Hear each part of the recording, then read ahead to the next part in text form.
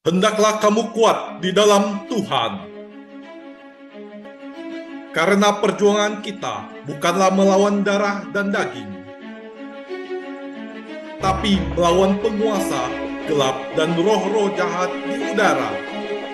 Kenakanlah seluruh perlengkapan senjata Allah. Ikat pinggang kebenaran. Berbaju cirah keadilan. Kasut kerelaan memberitakan Injil. Perisai iman. Ketopong keselamatan. Pedang roh yaitu firman Allah. Dan berjaga-jagalah dalam doamu.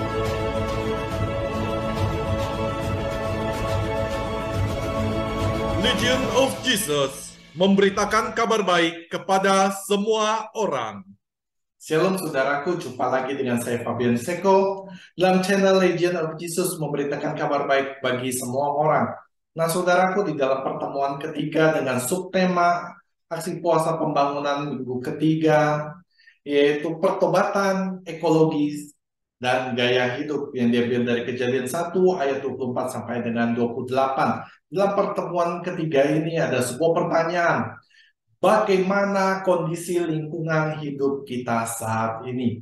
Nah, saudaraku, untuk mengetahui kondisi lingkungan hidup ini, tentu tidak lain tidak bukan kita akan mengaitkan pertemuan kita dengan Laudato Si, ya, dalam bahasa Itali Tengah yang berarti pujian bagimu. Nah, saudaraku, dalam ensiklik kedua dari Paus Fransiskus, ensiklik ini memiliki subjudul On the Care for Our Common Home, atau dalam bahasa Indonesia, dalam kepedulian untuk rumah kita bersama.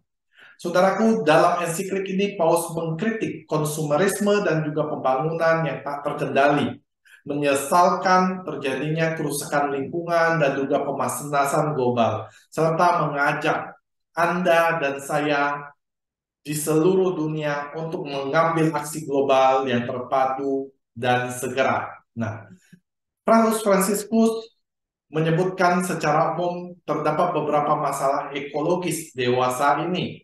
Pertama yang akan kita bahas adalah polusi dan perubahan iklim. Bermacam polusi terjadi dalam kehidupan sehari-hari yang disebabkan oleh budaya membuang tanpa memikirkan bagaimana mendaur ulang. Sampah terus menumpuk, polusi udara semakin banyak dari asap pembuangan dari kendaraan maupun dari proses produksi, berakibat buruk pada kualitas kehidupan manusia. Kini, menurut konsensus ahli sains, kita menghadapi perubahan iklim. Air laut semakin naik, efek rumah kaca, hutan semakin berkurang. Padahal iklim mempengaruhi banyak hal, lingkungan, sosial, ekonomi, politik, dan juga distribusi barang-barang, meningkatkan kemiskinan karena faktor kerusakan lingkungan. Nah, poin kedua adalah masalah air. Masalah berikutnya adalah berkurangnya sumber-sumber alam, khususnya sumber air minum. Ini mengakibatkan kemiskinan. Contohnya di Afrika, air minum yang buruk kualitasnya meningkatkan penyebaran penyakit seperti disentri dan juga kolera, khususnya pada bayi anak-anak. Padahal masalah air bersih ini sangat mendasar untuk kelangsungan hidup manusia.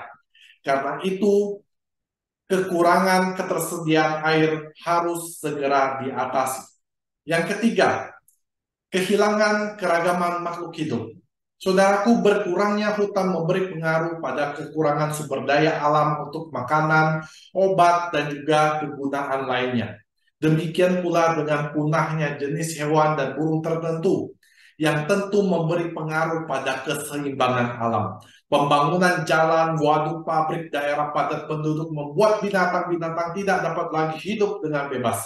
Sejumlah dari mereka terancam punah. Diperlukan pemikiran untuk membuat daerah suaka, pengadaan hutan tropis yang dapat menampung keragaman makhluk hidup tersebut.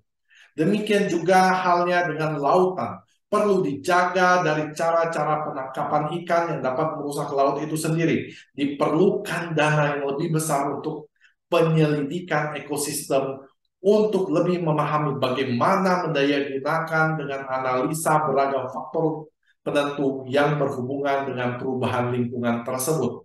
Berikutnya yang keempat, penurunan kualitas hidup manusia.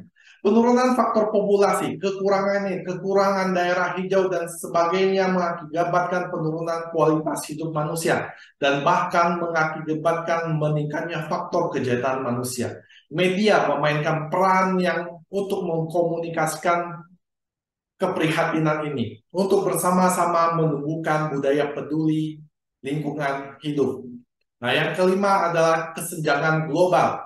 Pemerosotan lingkungan mengakibatkan meningkatnya kemiskinan. Yang sering dipermasalahkan adalah hal reproduksi atau perkembangan populasi.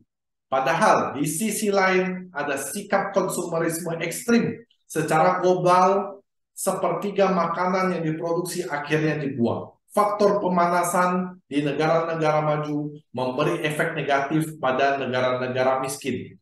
Perlu disadari kita semua adalah satu keluarga besar manusia. Keenam adalah tanggapan yang kurang. Nah, mencengangkan adalah lemahnya tanggapan internasional tentang hal ini. Terlalu banyak kepentingan yang melatar belakanginya. Namun, syukurlah ada juga tanggapan untuk membersihkan sungai, merestorasi lahan, pengadaan energi tanpa polusi, dan sebagainya.